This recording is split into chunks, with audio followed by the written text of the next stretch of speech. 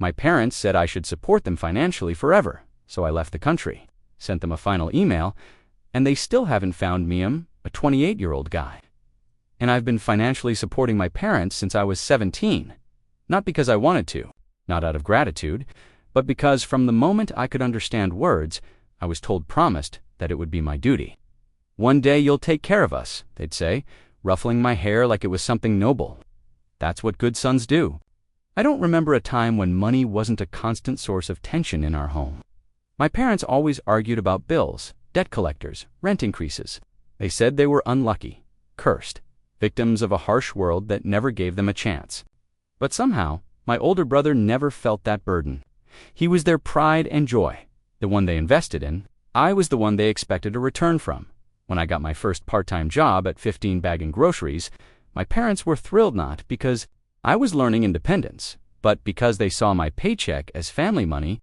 Every dollar I earned went towards something they needed: a new microwave, a car battery, a bill that was always somehow just about to get cut off. I never saw a savings account. I never learned what it meant to spend on myself.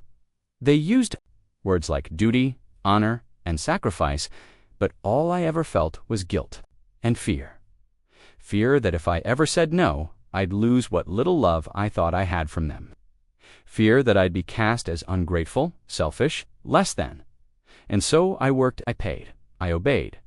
While my brother chased dreams and did nothing, I became the ATM. And for a long time, I believed that's all I was supposed to be. But that belief, it started to crack. The day I turned 18 when I graduated high school, I had one dream: to go to college. Not even a fancy one, just community college. I wanted to study computer science, get a stable job, build something of my own. I thought maybe, just maybe, I could work part-time, apply for scholarships, and make it happen. But when I brought it up to my parents, they laughed. "College, you think we have money for that?" my dad said, slamming his fork down at dinner.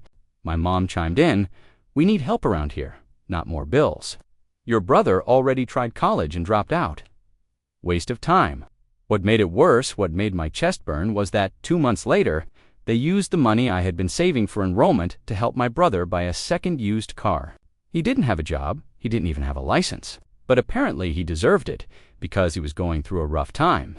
Meanwhile, I was working 2 jobs: early morning stocking at a warehouse and late shifts delivering pizzas. I paid for groceries. I paid the electric bill. I covered car insurance for a car I didn't own. I even paid rent to live in my childhood bedroom. My brother, he spent his days sleeping in, playing video games, and occasionally posting inspirational quotes on Instagram about grinding. When I complained, my mom gave me that look, that teary, wounded look. "We raised you, didn't we? We clothed you, fed you. This is just how family works." I swallowed it all. The anger, the heartbreak, the betrayal, then every time I passed that community college on my delivery route, I looked at the students walking in and out and wondered, what would my life have been if I had just been born into a different family? But I already knew the answer. I wasn't raised to dream.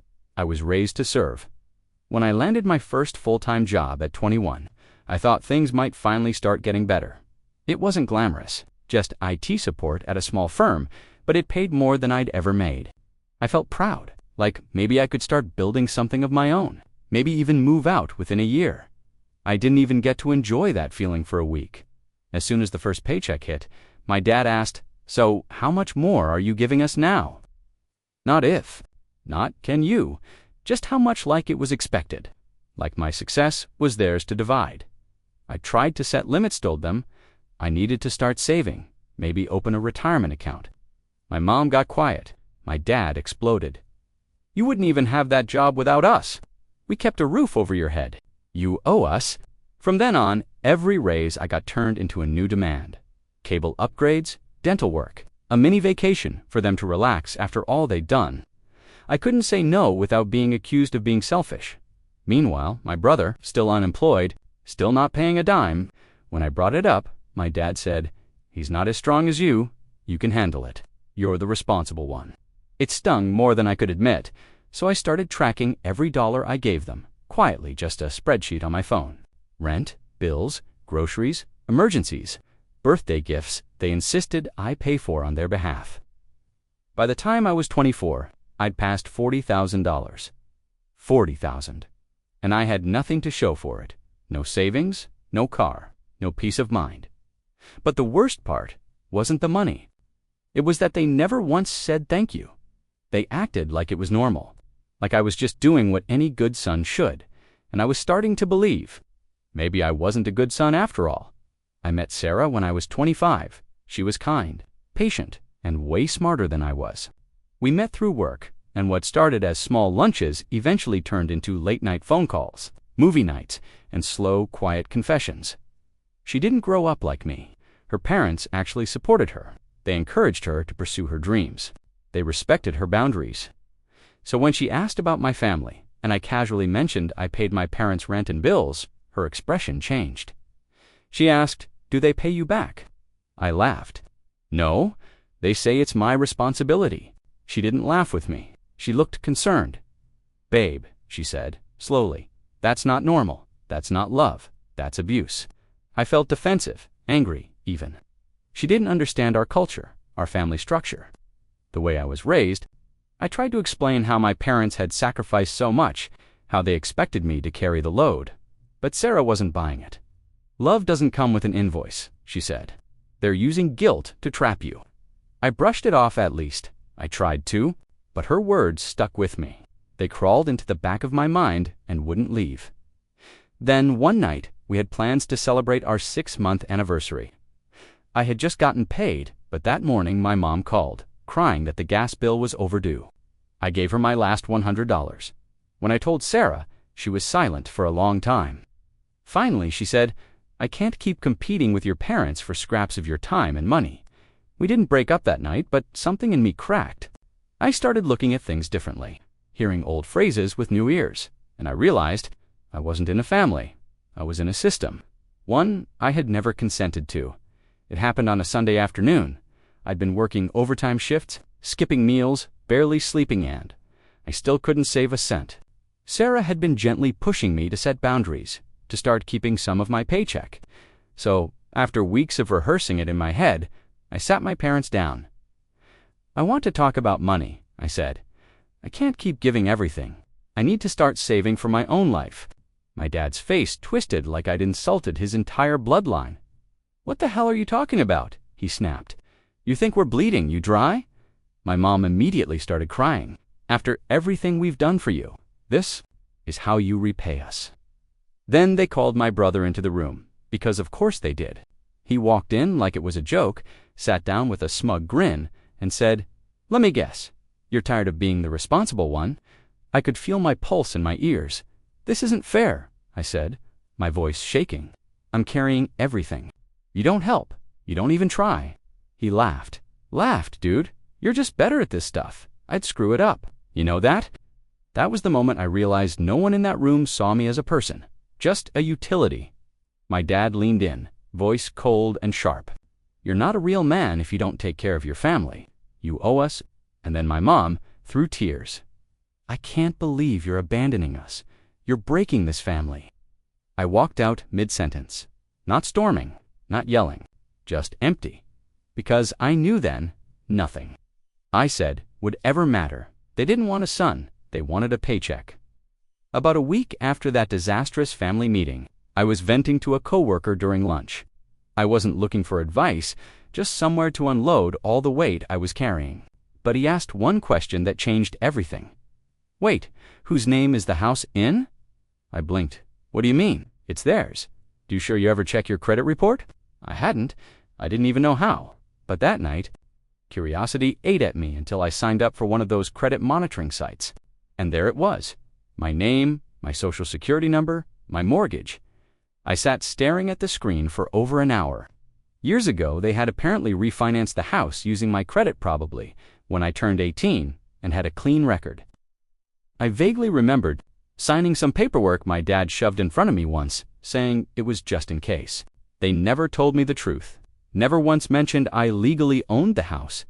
But if anything went wrong with the payments, which I had unknowingly been covering it, would have destroyed my credit. My future, I felt sick, violated. The next day, I told Sarah. She was horrified. "You need to see a lawyer," she said immediately. This is fraud. This is serious. And suddenly, everything snapped into focus. This wasn't just emotional manipulation. This was control. Strategic, calculated. They hadn't just depended on me. They'd anchored me, trapped me legally to ensure I could never truly leave. That night, I sat in my car outside the house I now knew was legally mine but emotionally never had been. And for the first time, I realized if I wanted to survive, I would have to disappear. After finding out about the house, I couldn't sleep for days. Every time I closed my eyes, I saw my name on that mortgage. My stomach twisted with a mix of rage and disbelief.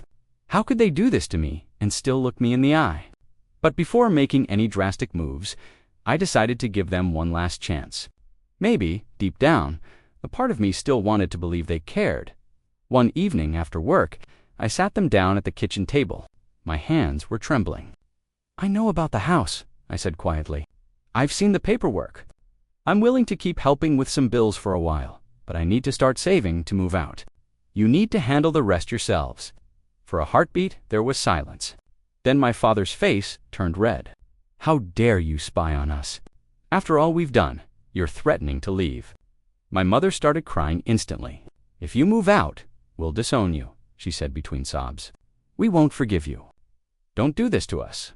My brother leaned against the doorway, smirking. "Go ahead. You'll come crawling back in 6 months." It was like watching a play where everyone had rehearsed their lines but me. They didn't even flinch at the truth. They just doubled down. That was the moment the last thread of hope inside me snapped. I realized they didn't want a son. They wanted a servant, a permanent paycheck with no boundaries. I didn't yell. I just nodded, stood up, and walked away. Because right then, I knew I was already done, and this time, I wasn't going to warn them before I left. 2 months into my secret plan to leave, life punched me in the gut. My company went through layoffs, and my name was on the list. One moment I was sitting at my desk. The next HR was handing me a cardboard box with my things in it. My hands were trembling so badly, I could barely carry it. I drove home numb, thinking maybe, just maybe, my parents would show me some support this time. I'd been paying their bills for years. Surely they'd give me a little grace until I got back on my feet. I was wrong when I told them. My dad didn't even look up from his phone. "You better start looking. We've got bills. You can't slack off now." My mom clutched her chest like she was the victim. "What are we supposed to do? We're counting on you." I stared at them, speechless. "I've been covering everything. I just lost my job. Can you at least help with groceries for a week?" She shook her head. "Maybe Sarah can lend you some. Or you can sell your car. We're not made of money." That night, I sat on my bed in the dark. The air smelled like dust and old carpet. My hands were shaking. My chest hurt. I could hear my brother laughing at some video in the next room, as if nothing had changed. Sarah came over, found me sitting there. She knelt in front of me, took my hands. "You have to leave," she whispered. "If you stay, they'll take everything, your savings, your sanity, your future." It was the lowest point of my life. No job, no savings, no support. Just a room in a house I technically owned but could never call mine. But in that rock-bottom moment, a new thought began to form. Not guilt, resolve. I didn't sleep much after that night. My body kept moving, but my mind was in survival mode, calculating, listing, planning. I knew if I stayed, I'd never be free. So I made a decision. I was going to vanish. It started small. I sold my old gaming console and a few electronics. Then I sold my car. Told my parents I was downsizing since I wasn't working. They didn't even blink. Just asked if I'd still be able to help with next month's utilities. I nodded. I smiled, and then I booked a one-way plane ticket to another country. Somewhere with cheap rent and decent internet enough to freelance online and start over. I created a new bank account, a new email, a new phone number. Even signed up for a digital mailbox so nothing could be traced back. Sarah helped me pack what little I planned to take, just a carry-on bag and a backpack. She cried while folding my shirts, but she didn't try to stop me. "They'll never let you go unless you make it impossible for them to follow," she said. I spent the last few nights sleeping lightly, always paranoid someone might find out. I deleted browser history, erased saved passwords, cleared every trail. Then, the night before my flight, I sat down at my laptop. The house was quiet. My parents were asleep. My brother was snoring behind his closed door, and I started typing an email not long, not emotional, just facts. The truth they'd ignored for years. I told them about the manipulation, the mortgage, the guilt trips. I told them I was done, that they wouldn't find me, that I had nothing more to give. At the end, I wrote, "You were my first home, and my longest prison." I didn't hit send just yet, but I would dot tomorrow from 30,000 feet in the air. The morning of my flight felt like standing on a cliff edge. My bag was light just clothes, a laptop, my passport, but my chest felt heavy with everything I was about to sever. I sat at the tiny gate lounge of the airport, phone in one hand, coffee in the other. The smell of jet fuel and baked pastries mixed in the air. My flight number blinked on the screen. Boarding soon. I opened my laptop. The email I'd written the night before was still on the screen. My fingers hovered over the trackpad. For a second, I almost deleted it. Almost convinced myself I could just ghost them and leave quietly. But no, they needed to know. Not for their sake, for mine. I reread every word. The years of financial abuse, the manipulation, the mortgage in my name, the threats and guilt. I told them I was done, that I would not be reachable, that this was not a phase or a tantrum. This was final. Then, at the very end, the line I'd rehearsed for weeks. You were my first home, and my longest prison. My hands trembled as I clicked send. There was no dramatic music, no cinematic explosion, just a soft whoosh as the email left my outbox. I closed my laptop. The gate agent called my group. I stood, picked up my bag, and walked to the plane. For the first time in my adult life, I felt something close to peace. But even then, as I handed over my boarding pass, I couldn't help but wonder. What would happen when they read it? The first few days abroad felt like waking up after a long illness. I rented a tiny apartment on the edge of a noisy street. The walls were thin, the shower pressure weak, the mattress lumpy, but it was mine. No voices behind the door. No one banging on my room demanding cash. Just silence broken by traffic and the hum of a ceiling fan. At first, that silence was terrifying. I kept checking my phone out of habit, waiting for my parents' calls, the guilt-laced texts. My brother's, "Hey man, can you send me $50? Messages. But there was nothing. My new SIM card stayed empty. My inbox stayed quiet. Sarah arrived a month later, suitcase in hand, eyes swollen from crying on the flight. She wrapped her arms around me and whispered, "You did it." I didn't cry. I think my body had run out of tears. We built routines. Breakfast at the small cafe downstairs. Freelancing from a laptop at the kitchen table. Evening walks through narrow alleys where no one knew our names. I started therapy online. I kept a journal. I began to remember what it felt like to be a person instead of a paycheck. One afternoon, curiosity got the better of me. I logged into my old email, the one linked to my parents, 72 unread messages, most from my mother, some from my brother. Subject lines like, "How could you? We're suffering, come home."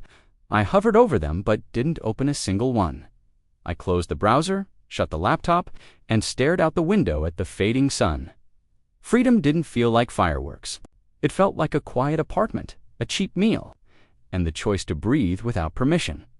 And in that quiet, something inside me started to heal. But the story wasn't over yet. It's been 3 years. 3 years since I left without saying goodbye. Since I sent that email and boarded a plane with nothing but a carry-on, a broken heart, and the smallest sliver of hope that maybe, just maybe, I wasn't the problem today. I work as a freelance developer. I choose my clients.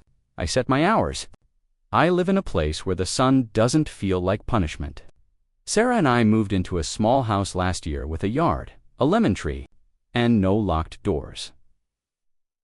I've told this story a few times online, anonymously, just to see if anyone else out there felt like they were drowning in the same invisible sea. The responses gutted me people, trapped in cycles of guilt, held hostage by bloodlines, taught that love means sacrifice, and boundaries are betrayal.